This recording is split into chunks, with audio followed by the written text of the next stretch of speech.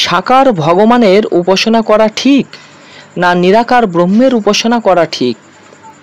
দেখেন, এই বিষয়ে শ্রীমদ্ ভগবদ্ গীতার দ্বাদশ অধ্যায়ে অর্জুন ভগবান শ্রীকৃষ্ণকে প্রশ্ন করেছিলেন, হে কৃষ্ণ, যারা তোমার আরাধনা করে এবং যারা নির্বিশেষ ব্রহ্মের আরাধনা করে তাদের উভয়ের মধ্যে কারা শ্রেষ্ঠ? তখন উত্তরে ভগবান শ্রীকৃষ্ণ বলেছিলেন, মজ্জাবেশ মনোজে মাম নিত্য যুক্তা উপাসতে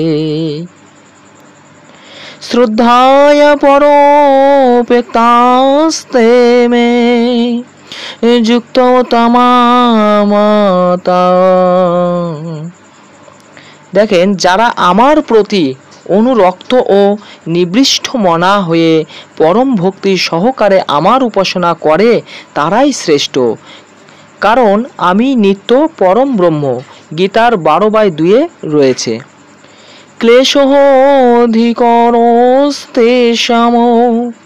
অবক্তাসক্ত চেতসাম অবক্তা হি গতি দুঃখম দেহ বুদ্ধিরব্যাপতে।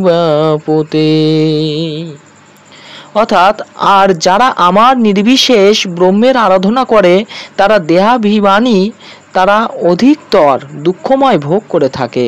গীতার 12/5 আছে।